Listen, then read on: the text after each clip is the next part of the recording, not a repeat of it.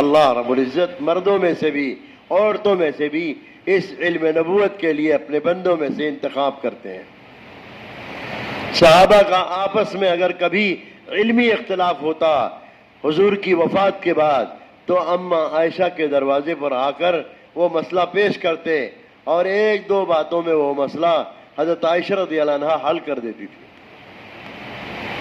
ایک موقع پر اللہ کے رسول نے صحابہ سے فرمایا کہ جتنا علم مجھے دیا گیا اس کا آدھا تمہارے درمیان میں ہے اور آدھا تمہاری ماں عائشہ کے پاس ہے، آدھا تمہاری ماں عائشہ کے پاس۔ حضور کی وفات کے بعد 50 سال حضرت عائشہ رضی اللہ عنہا زندہ رہی، 18 سال کی عمر تھی، اللہ کے رسول دنیا سے تشریف لے گئے۔ میرے بزرگوں، امت کے مردوں سے بھی آج مولانا یوسف صاحب رحمۃ اللہ علیہ کہہ کے گئے کہ جس طرح سے اللہ کے رسول نے اپنی امت کو محنت میں ساتھ لیا تھا، اس زمانے کے لوگ سب محنت میں حضور کے ساتھ تھے، اللہ نے امت دعوت کے لیے حجت تام کی اس زمانے کے لوگوں کی محنت سے کہ کوئی قیامت میں ایک کہنے والا نہ ہوگا کہ مجھے کوئی بتانے والا سمجھانے والا نہیں آیا تھا۔ اس زمانے کے لیے حجت تام ہوئی اور جو دین کی امانت صحابہ کے درمیان میں جو ہوئی وہ محفوظ کر کے اللہ تعالیٰ نے آگے آنے والی امت کو پہنچوایا، وہ دین کی امانت۔ فرماتے تھے آج بھی امت اس کام کو 100% ایمان والے ساری دنیا کے جب تک مجتمع ہو کر اس کام کو نہیں کریں گے، میرے بزرگوں، اس زمانے کے لوگوں کے لیے حجت تام نہ ہوگی۔ ہر جگہ ایمان کی دعوت، ہر جگہ آخرت کے تذکرے، ہر جگہ ایمانی مجلسیں، ہر جگہ آخرت کو نصب العین بنا کر چلنے کی فکر، میرے بزرگوں، حجت تام ہو جائے گی اس زمانے کے لوگوں کے لیے کہ بے شک ہمارے پاس بات پہنچ گئی تھی، آج ہماری قسمت ہی خراب تھی کہ آج ہم جہنم میں جا رہے ہیں۔ قیامت میں جہنم کا داروغہ جب بھیڑ کی بھیڑ جہنم میں جا رہی ہوگی، اس وقت میں وہ پوچھے گا الم یاتکم رسل منکم یتلون علیکم آیات ربکم وینذرونکم لقاء یومکم ھذا۔ قرآن میں اللہ نے اس کا ذکر کیا ہے۔ وہ کہیں گے بے شک ہمارے پاس سمجھانے والے بتانے والے آئے تھے،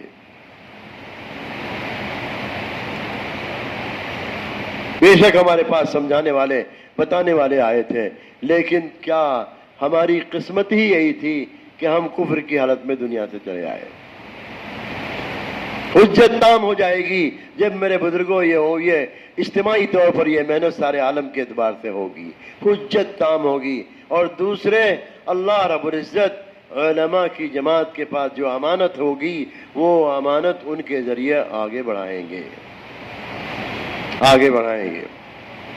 ہمارے نبی کا سب سے بڑا معجزہ قرآن ہے، اور ہمارے نبی کا یہ بھی معجزہ ہے کہ جب تک روئے زمین پر قرآن رہے گا، قرآن کو سمجھنے والی علماء کی جماعت بھی امت کے درمیان میں رہے گی۔ یہ بھی ہمارے نبی کا معجزہ ہے،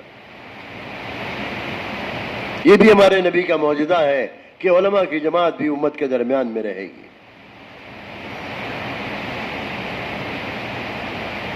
اس لیے میرے بزرگوں، اللہ جل جلالہ عم نوالہ نے ہمیں قرن اول کا عظیم کام ہمیں عطا فرمایا ہے۔ یہ سارا مجمع اس کو طے کرے کہ ہمیں سالانہ 4 مہینہ تو پھرنے کا طے کرنا ہے اللہ کے راستے میں، سالانہ 4 مہینہ اللہ کے راستے میں پھریں گے، اور 2 مہینہ بنگلے والی مسجد کو لیے دیں گے۔ ارے ٹھیک ہے۔ حضرت سے پوچھا گیا یہ 6 مہینہ ایک ساتھ؟ فرمایا نہیں، 4 مہینے اور 2 مہینے کے بیچ میں کم سے کم 3 مہینے کی گیپ ہونا چاہیے۔ 4 مہینے لگا کر 3 مہینے مقامی کام کر لیں، پھر آویں نظام الدین 2 مہینے کی ترتیب پر۔ سالانہ 6 مہینے کا تو ماحول بنتا جا رہا ہے۔ ہم لوگ جدہ میں تھے تو کتنے عرب کہنے لگے نحنو فصلنا لانفسنا 6 اشہر، ہم نے اپنے لیے فیصلہ کر لیا ہے سالانہ 6 مہینہ۔ مرکز کب کھلے گا؟ ہم 2 مہینہ جلدی نظام الدین جانا چاہتے ہیں۔ لاک ڈاؤن میں ہم لوگ جدہ میں تھے، وہاں کے ذمہ دار ساتھیوں نے یہ بات کہی، عربوں نے کہا اللہ رب العزت اپنے خزانے غیب سے ہماری ضرورتیں پوری کریں گے۔ کام کر کے تو دیکھیں، اپنی قربانیاں ذرا آگے بڑھا کے تو دیکھیں، اپنی قربانیاں آگے بڑھا کے تو دیکھیں۔ جن کے 3 مرتبہ 4 مہینے لگ گئے، اب وہ بیرون کے لیے تیار ہوں۔ امت میں استعداد ہے، اللہ کا فضل ہے۔ روزانہ مرکز کے فجر بعد کے بیان میں بھی اور عصر و مغرب کے بیان میں بھی روزانہ بیرون کی تشکیل ہوتی ہے، اور مجمع جن کے 3 مرتبہ 4 مہینے لگ گئے کھڑے ہو کر نام لکھا رہے ہیں۔ کتنا خرچہ؟ 5 ہی تو انگلی ہے، 5 عام طریقے سے 5 لاکھ لکھا رہے ہیں۔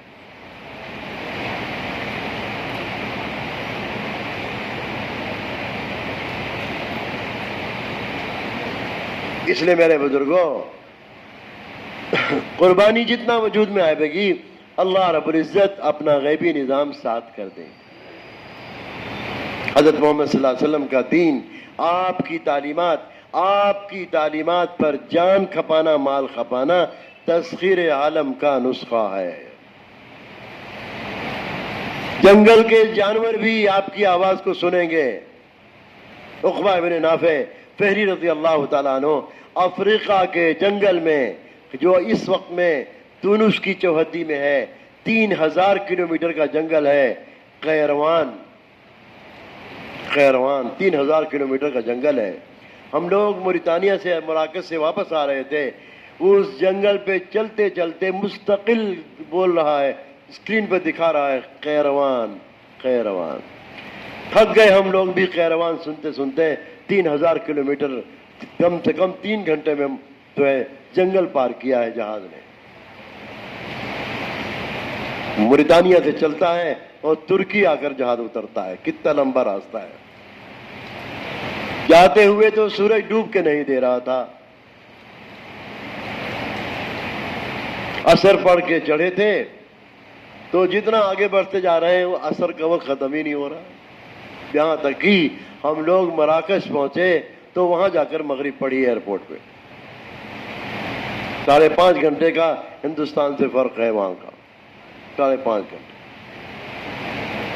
میرے بزرگوں اور بھائیوں، اللہ کے راستے کی نقل و حرکت ساری خیر کو جمع کرنے والی ہے، ساری خیر کو جمع کرے گی۔ تسخیر عالم کا نسخہ ہے، محمد صلی اللہ علیہ وسلم کا دین تسخیر عالم کا۔ میں نے عرض کیا، قیروان کے جنگل میں عقبہ بن نافع فہری رضی اللہ تعالیٰ عنہ، سمندر کا کنارہ ضرور تھا لیکن سمندر کا پانی کھاری ہے، چند تھوڑے گڈھے کھودتے تھے، میٹھا پانی نکل جاتا تھا۔ جنگل میں کنواں کھود کر پانی کا گزارا کرتے۔ جنگل کے جانور، جہاں جانور نظر آئے، انہوں نے ایک اعلان کیا، اے جنگل کے جانوروں، 3 دن کے لیے 3 دن تک کے اندر تم جنگل کو خالی کر دو، ہم اللہ کے رسول کے مہمان ہیں، ہم جو ہے اس راستے کو طے کر رہے ہیں۔ 3 دن کے اندر جنگل کے سارے جانور باہر ہو گئے اور انہوں نے اپنا پورا راستہ طے کیا۔ عقبہ بن نافع فہری رضی اللہ عنہ کی قبر مراکش تک گئے ہیں، لیکن قبر بنی الجزائر میں ان کا انتقال ہوا ہے۔ لمبا راستہ طے کیا ہے۔ میرے بزرگوں، عبداللہ ابن حذافہ رضی اللہ عنہ فارس کے اندر عمر رضی اللہ عنہ کے زمانے میں جماعت لے کر گئے تھے، اور ان کو ایسا امتحان میں ڈالا گیا، بادشاہ نے کہا اگر تم اپنے نبی کا دین چھوڑ دو تو ہم تمہیں آدھی سلطنت دے دیں گے۔ انہوں نے کہا اگر پوری سلطنت دے کر اتنی دیر کے لیے، جتنی دیر میں آدمی کی پلک حرکت میں آتی ہے، اتنی دیر کے لیے بھی ہم اپنے نبی کا دین چھوڑنے کے لیے تیار نہیں۔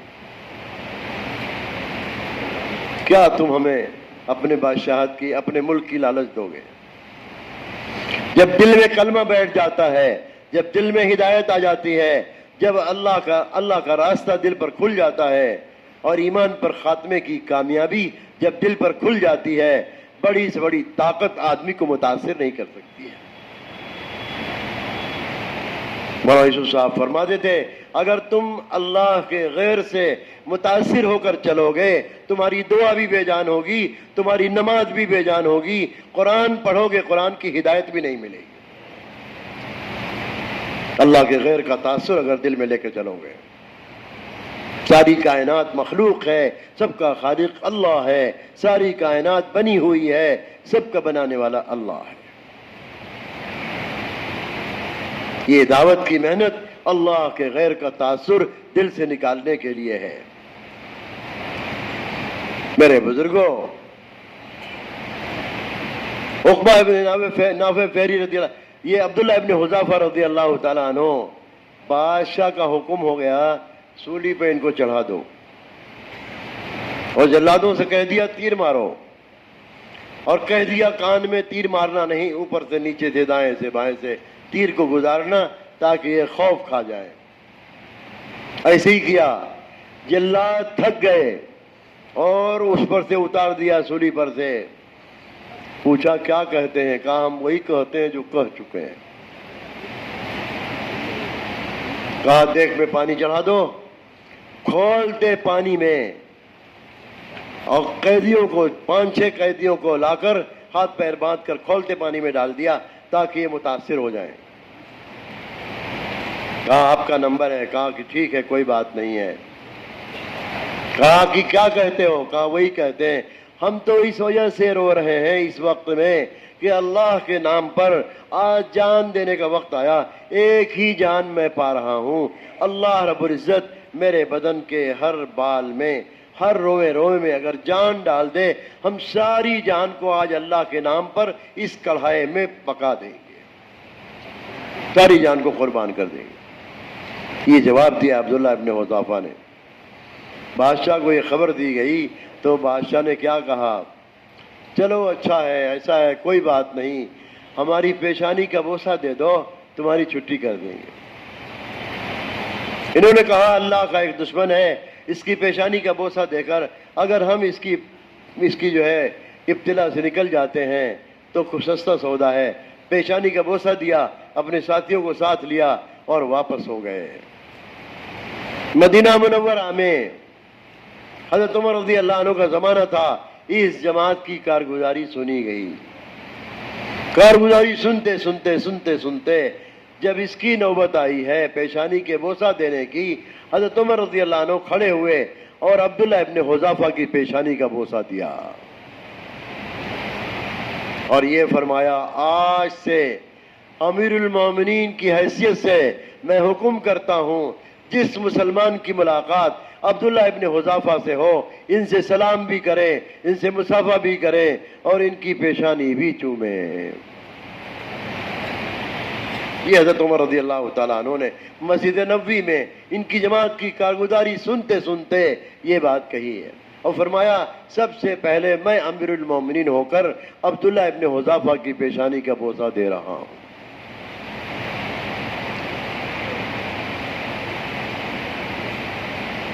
جتنا اندر میں ایمان اترے گا وہ استقامت آسان ہو جائے گی، استقامت آسان ہو جائے گی۔ اللہ اپنے فضل سے ہماری کمزوریوں کو معاف فرما دے، اللہ ہماری کمزوریوں کو معاف فرما دے، اور آئندہ کے لیے ہمیں ذمہ داری کے ساتھ کام کرنے کی توفیق عطا فرمائے۔ ذمہ داری کے ساتھ اللہ تعالیٰ ہمیں کام کرنے کی توفیق عطا فرمائے۔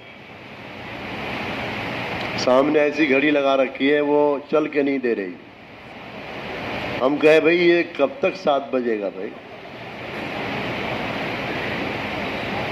گھڑی 7 بجاوے یا 9 بجاوے، ہم سب تیار ہو جائیں سالانہ 6 مہینہ لگانے پر۔ گھڑی کا کام اپنا ہے، ہمارا کام اپنا ہے، ٹھیک ہے نا؟ ارے سب 6 مہینے کے لیے تیار ہیں۔ سب سے پہلی تشکیل تیاری کے ساتھ اتنا تیاری کے ساتھ.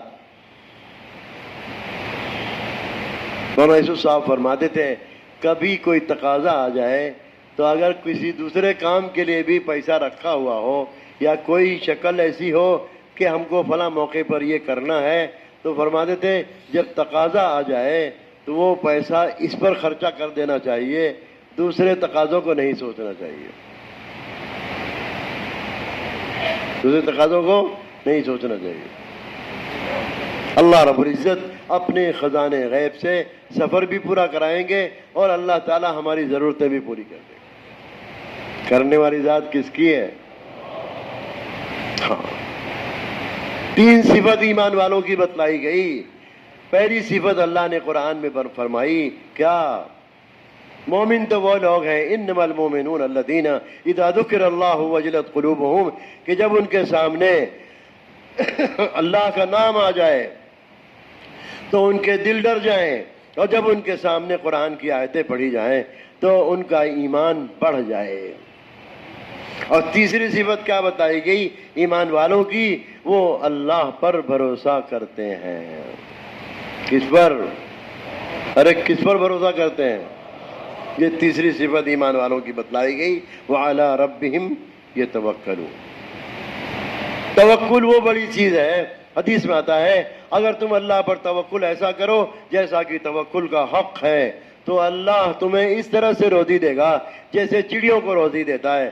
چڑیا اپنے گھونسلے سے خالی پیٹ نکلتی ہے، اسے کچھ پتا نہیں میری روزی کہاں ہے، اور بڑے پیٹ واپس آتی ہے. اللہ تمہیں بھی اسی طرح سے روزی دے گا.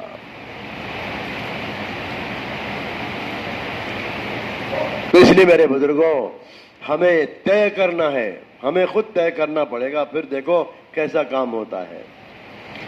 مفتی زین العابدین صاحب رحمۃ اللہ علیہ بیان کرتے کرتے اپنے بیان کے درمیان میں ایک نقطہ بیان کیا. فرمایا ہجرت کا جب حکم آنے کا انتظار تھا اور سب کے دلوں میں تھا ہجرت کا حکم آ جاتا تو ہم سب مکہ چھوڑ کر چلے جاتے. یہاں کے ماحول میں ہمارے لیے دعوت اور محنت بہت مشکل بنی ہوئی ہے، آگے ہمیں کام آگے پہنچانا ہے.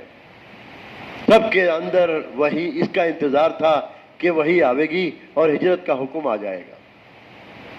سب لوگ اس سوچ میں ہیں کہ ہجرت ہونی ہے، کیسے ہوگی.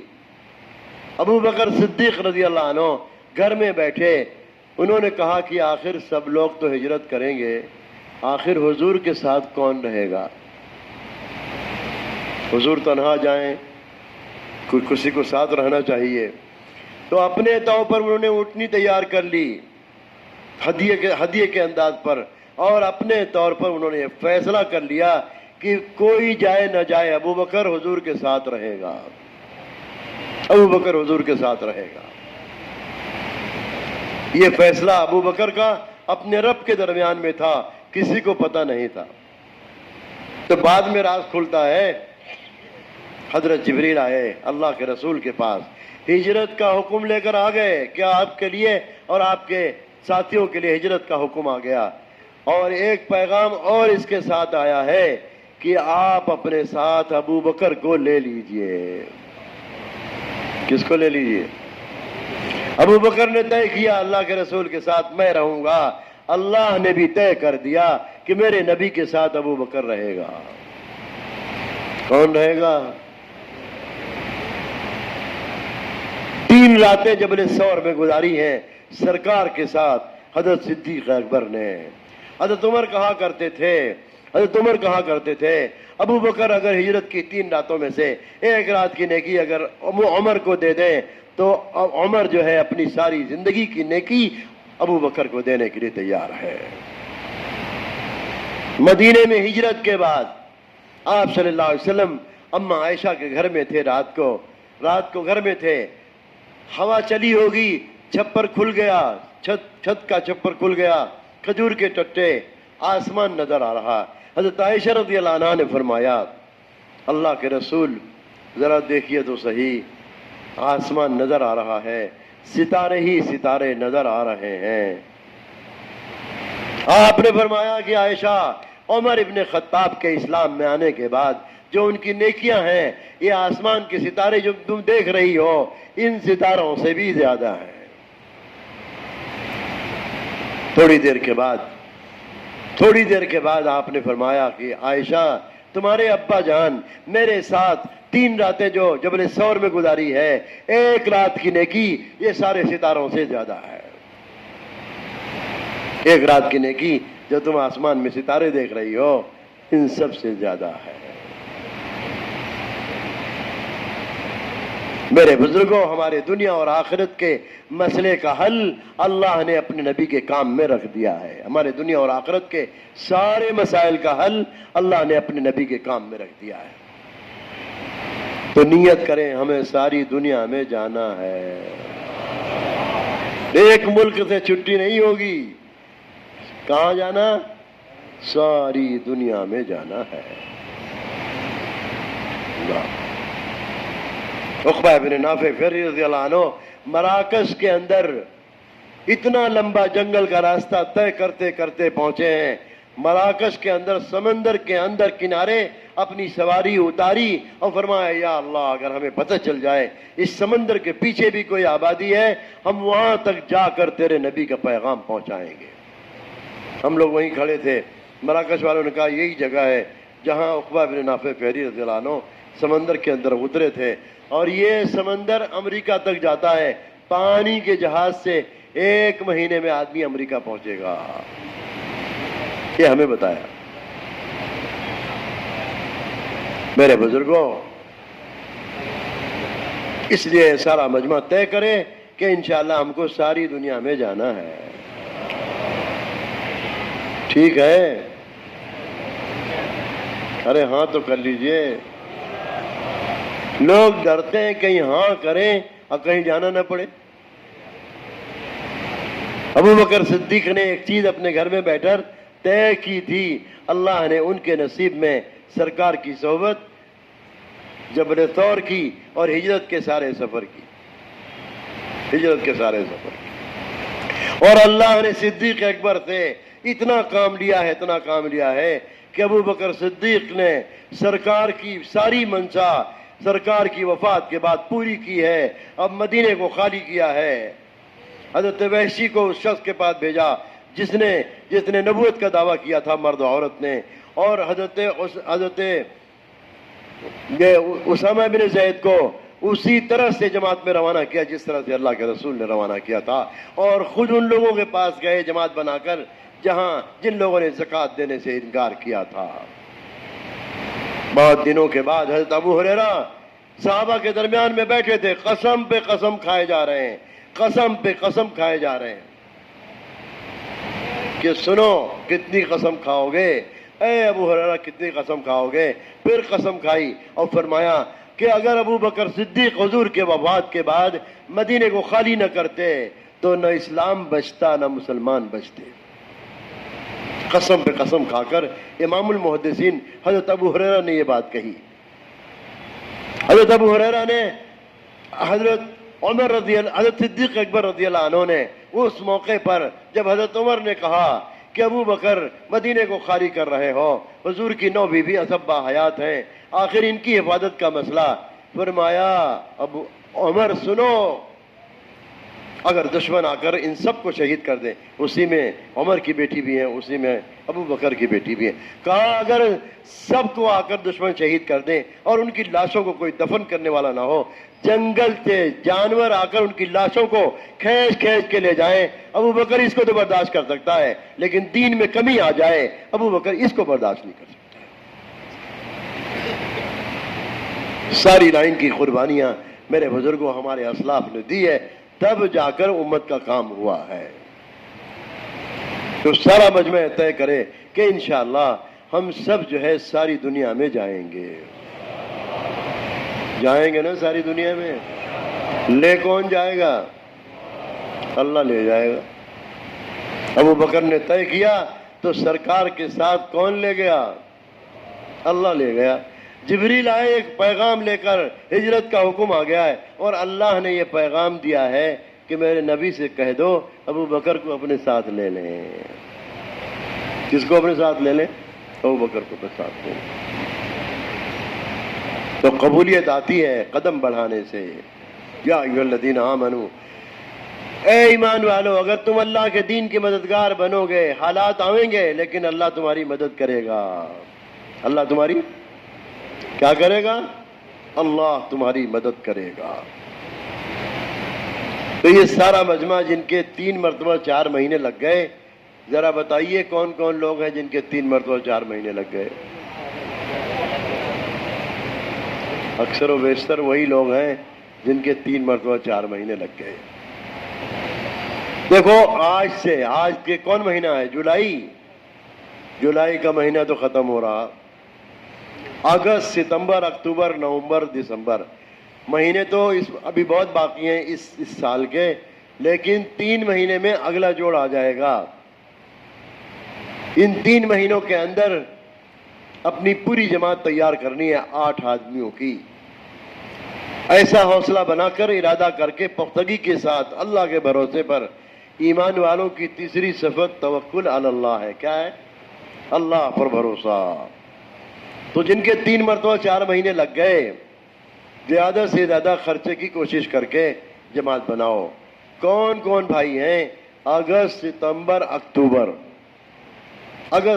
اکتوبر ان 3 مہینوں میں انشاءاللہ اپنی جماعت 5 مہینے کی بیرون کی بنائیں گے، کھلے خرچے کے ساتھ.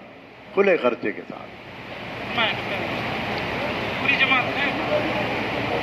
ہاپوڑ سے اپنا نام بتائیے. شہاب الدین صاحب ہاپوڑ سے کھلے خرچ کے جاتے ہیں. ہاپوڑ کے نہیں ہیں بھائی، کہاں کے ہیں؟ لکھنؤ کے ہیں. ہاپوڑ کے نہیں ہیں بھائی. کہاں کے ہیں؟ لکھنؤ سے. پوری جماعت. بھائی آپ لوگوں کو اٹھنے کی اجازت نہیں دی گئی. تشکیل کے وقت میں اٹھ کر کھڑے ہو جانا یہ بڑی محرومی کی بات ہے، بڑے نقصان کی بات ہے. مدد فرمائیں بھائی، خاموشی کے ساتھ لکھا کر بیٹھے کھلے خرچ کے ساتھ اس 3 مہینے میں، جیسا کہ مولانا نے فرمایا. نام بتائیں. نام فرماؤ. جلدی فرماؤ. جتنا جلدی کھڑے ہو جائیں گے انشاءاللہ نام کیا جماعت بن بتائیں جائے گا گی. سامنے سے؟ ارے انہیں دوبارہ اٹھائے لکھو بھائی ان کا نام. سامنے والے ادھر لکھ لیں ادھر. ہاں. فیصل بھائی گورکھپور. اپنا مہینہ بھی طے کر لیں. فیصل بھائی گورکھپور پوری جماعت. ادھر ایک لکھنے والا مہینہ بھی طے کر لیں. ان کا نام لکھ لو. جی. زاہد سنبل سے. اللہ آسان فرمائے قبول. کون سے مہینے میں؟ ارے کون سے مہینے میں؟ 3 مہینے کے اندر. اللہ قبول فرمائے. آپ نے جیسا فرمایا 3 مہینے کے اندر کھلے خرچ کے ساتھ. کہاں کے؟ لکھنؤ کے. پوری جماعت بنانی ہے. یہ ان کا نام تو لکھ لو بھائی. یہ لکھنے والے ذرا درمیان میں کھڑے ہو جائیں. میرٹھ سے. تشکیل کے ساتھ. کیا نام ہے آپ کا؟ محمد آصف صاحب. کیا کہہ رہے ہیں؟ کب سے؟ 2 جماعت اسی 3 مہینے کے اندر. چاند پور سے 2 جماعت کھلے خرچے کی، اور اسی 3 مہینے میں. اللہ آسان فرمائے قبول فرمائے. اور بتائیں بھائی کہاں جا رہے ہیں اٹھ کر کے؟ اے بھائی کہاں جا رہے ہیں؟ بغیر پوچھے کہاں جا رہے ہیں؟ بجنور سے 1 جماعت. کوئی ایک نام بتائیے. ان کو کوئی محمد سلمان نہیں معلوم ہوتی. اسماعیل. محمد اسماعیل صاحب نورپور سے مکمل 1 جماعت. محمد اسماعیل. نام بتائیں. ماشاءاللہ دیکھو کیسی استعداد ہے. لوگ لکھا رہے ہیں 3 مہینے کے اندر. زور سے بتائیں نام. خورشید احمد کہاں کے ہیں؟ پرتاپ گڑھ کے خورشید بھائی. پوری جماعت ہے نا؟ پوری جماعت. 1 منٹ لکھا کے بیٹھے. اللہ آسان. خورشید بھائی پرتاپ گڑھ.